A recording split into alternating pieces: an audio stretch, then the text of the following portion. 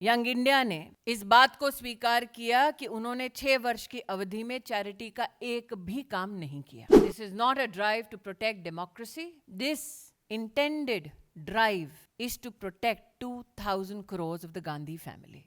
Congress party आज मैदान में उतरी है। जिन्होंने न्योता दिया कांग्रेस के कार्यकर्ताओं को, उस परिवार के बारे में आज आपके सम्मुख कुछ प्रश्न रखना चाहती हूं, कुछ बातें रखना चाहती हूं। जो जेल से बेल पर हैं, उन्होंने घोषणा की है कि आओ दिल्ली को घेरो,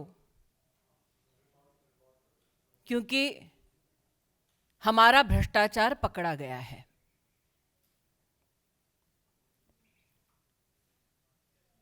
एक इन्वेस्टिगेटिंग एजेंसी पर दबाव डालने के लिए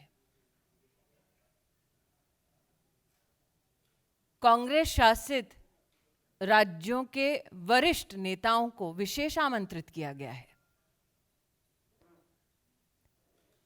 इन्वेस्टिगेटिव एजेंसी के ऊपर दबाव डालना खुलेआम, कांग्रेस की इस रणनीति को आप क्या नाम देंगे? भ्रष्टाचार के किन मुद्दों पर राहुल गांधी को तलब किया गया है, उन पर थोड़ा विचार करें। एक ऐसी कंपनी 1930 के दशक में गठित होती है जिसका काम है अखबार का प्रकाशन। उस कंपनी का नाम एसोसिएटेड जर्नल लिमिटेड। उस वक्त जिसके शेयर होल्डर थे 5000 से ज्यादा स्वतंत्रता सेनानी, और जिस पर अब कब्जा है गांधी खानदान का। जिस अखबार के प्रकाशन के लिए स्वतंत्रता सेनानी शेयर होल्डर्स सुनिश्चित की गए, उसकी शेयर होल्डिंग एक परिवार को इसलिए दी गई ताकि वो अखबार का प्रकाशन ना करें, बल्कि रियल एस्टेट का बिजनेस करें। साल 2008 में इस कंपनी ने अपने ऊपर 90 करोड़ का कर्जा चढ़ा लिया था और फैसला किया कि अब यह कंपनी प्रॉपर्टी के बिजनेस में उतरेगी। साल 2010 5 लाख रुपए से यंग इंडिया लिमिटेड नाम की कंपनी बनाई गई। महासचिव राहुल गांधी डायरेक्टर के रूप में इसमें सम्मिलित हुए। 75% मात्र उनकी हिस्सेदारी थी, बाकी उनकी माताजी के पास, मोतीलाल वोरा जी और ऑस्कर फर्नांडिस जी जैसे नेताओं के पास। इसके बाद एजीएल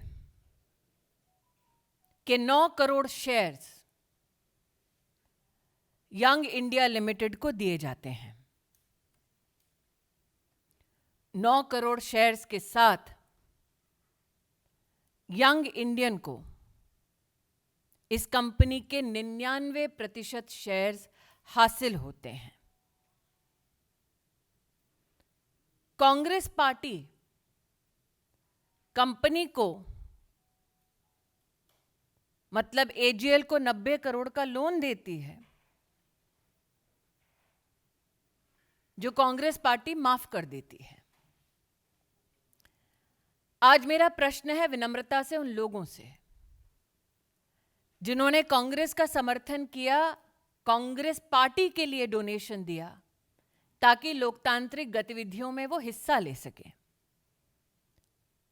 क्या ऐसे डोनर्स की ये मंशा थी कि उनका पैसा कांग्रेस पार्टी उस कंपनी को समर्पित कर दे जिसमें मालिकाना हक गांधी खानदान का? मालिकाना हक कोई भी सामाजिक कार्य के लिए नहीं, क्योंकि यंग इंडिया ने अपनी स्थापना के वक्त एक लाइसेंस लिया under section 25 of companies act कि वो सिर्फ चैरिटी करेंगे। लेकिन साल 2016 में यंग इंडिया ने इस बात को स्वीकार किया कि उन्होंने 6 वर्ष की अवधि में चैरिटी का एक भी काम नहीं किया। प्रश्न यह उठता है, कंपनी बनाई जाती है समाज सेवा के लिए, लेकिन समाज की सेवा नहीं, वो कंपनी मात्र गांधी खानदान की सेवा करने तक सीमित हो जाती है। आज एक प्रश्न उन नेताओं से करना चाहती हूं जो ईडी के ऊपर दबाव डालने के लिए दिल्ली में उपस्थित हुए हैं। आपको राहुल गांधी अगर मिले तो उनसे पूछिएगा कि उनका संबंध डोटेक्स मर्चेंडाइज प्राइवेट लिमिटेड के साथ क्या है। डोटेक्स मर्चेंडाइज प्राइवेट लिमिटेड हवाला एंट्री ऑपरेटर कोलकाता से संबंधित है, जो कैश के बदले चेक देती है, जिसकी ट्रांजैक्शंस पर फाइनेंशियल इंटेलिजेंस यूनिट का रेड फ्लैग है। जो कांग्रेस के कार्यकर्ता आज दिल्ली में एकत्रित हुए हैं, वो राहुल गांधी जी से पूछिए कि गांधी खानदान का संबंध डोटेक्स मर्चेंडाइज प्राइवेट लिमिटेड से क्या है। क्या यह सत्य है कि डोटेक्स मर्चेंडाइज प्राइवेट लिमिटेड के साथ उन कंपनीज का संबंध है जिसमें मालिकाना हक राहुल गांधी, सोनिया गांधी और जिसका संबंध श्रीमती वाड्रा से है। आज जो लोग इन्वेस्टिगेशन एजेंसीज पर दबाव डालना चाहते हैं, उनका ध्यान आकृष्ट करूंगी दिल्ली हाईकोर्ट के 2019 के एक जजमेंट के वाक्य पर। The entire transaction of transferring shares of AGL to Young India was nothing but a clandestine and surreptitious transfer of the lucrative interest in the premises of Young India. अर्थात AGL के ऊपर राहुल गांधी का, सोनिया जी का मालिकाना हक गैर कानूनी तौर पर संपत्ति पर अधिकार जमाने का एक प्रयास है।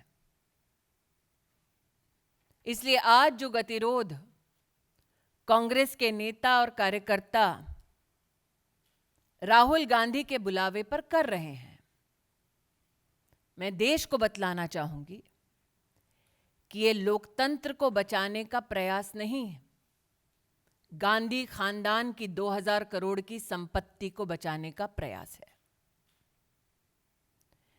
Ladies and gentlemen, at the clarion call of the Gandhi family, leaders and workers of the Congress party have descended onto the streets of the national capital to pressurize investigating agencies.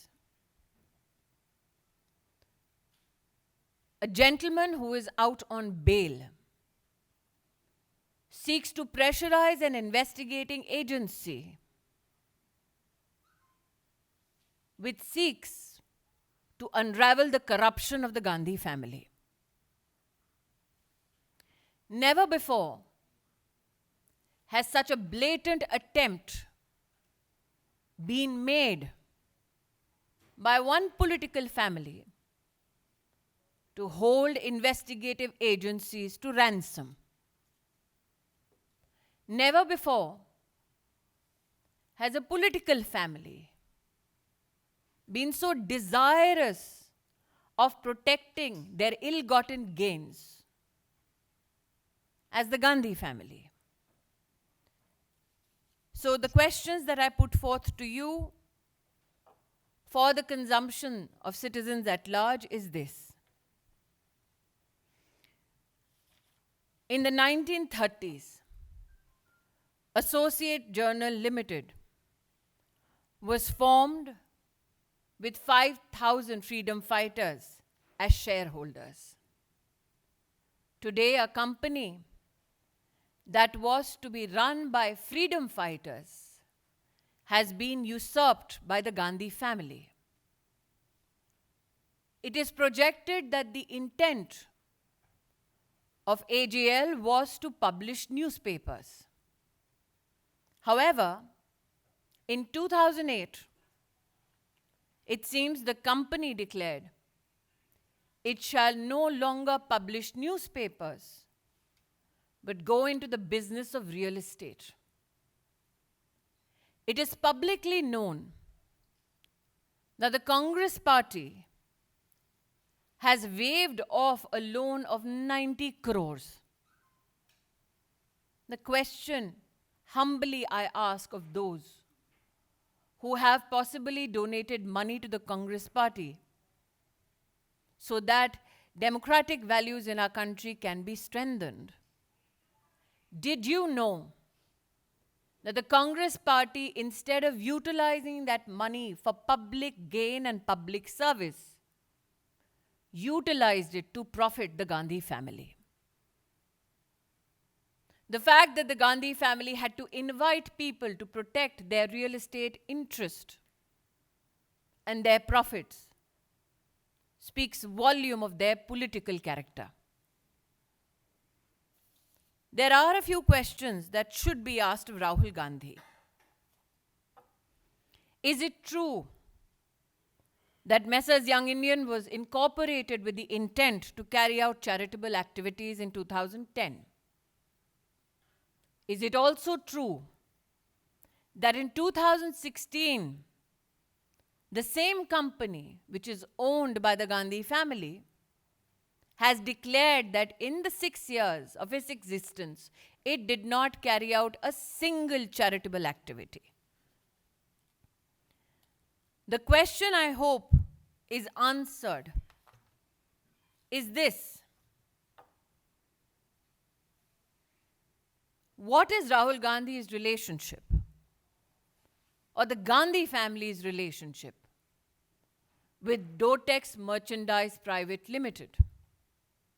Mr. Gandhi, is it true Dotex Merchandise Private Limited is one of the several companies of a Hawala entry operator based out of Kolkata,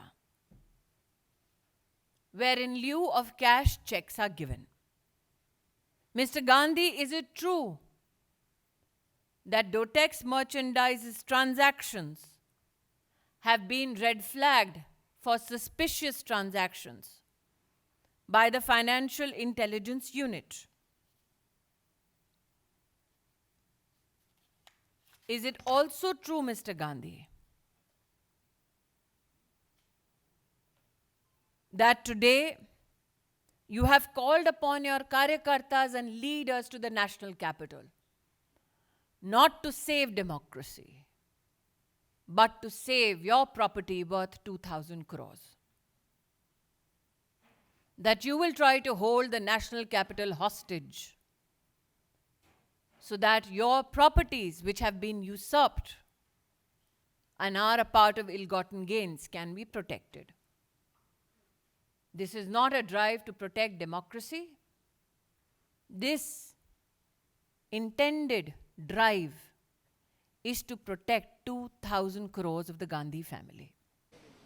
इस वक्त हम BJP के head office में मौजूद हैं, जहां पर BJP की जो वरिष्ठ नेत्री हैं और साथ ही साथ बीजेपी की जो कैबिनेट मंत्री हैं स्मृति ईरानी, उन्होंने एक प्रेस कॉन्फ्रेंस आयोजित की थी। इस प्रेस कॉन्फ्रेंस के जरिए उन्होंने राहुल गांधी और उनके परिवार पर गंभीर आरोप लगाए हैं और बताया है कि ईडी पर दबाव बनाने के लिए जिस तरीके से राहुल गांधी और उनके परिवार ने घोषणा की गई कि यहाँ पर आइए और प्रदर्शन कीजिए, ईडी पर दबाव बनाइए, इसको को लेकर यहाँ पर स्मृति ईरानी ने आज प्रेस कॉन्फ्रेंस करी और उन पर गंभीर आरोप भी लगाए और कहा कि जिस तरीके से जिस कंपनी का उपयोग न्यूज़पेपर छापने से लेकर और चैरिटी करने को लेकर बनाया गया था, जहां पर उन्होंने 6 सालों के अंतराल के अंदर कोई भी चैरिटी नहीं की, इसको लेकर स्मृति ईरानी ने राहुल गांधी के परिवार पर बहुत गंभीर आरोप लगाए हैं और साथ ही बताया है कि जो AGL जो कंपनी है डोटेक्स मर्चेंट प्राइवेट लिमिटेड है, उनका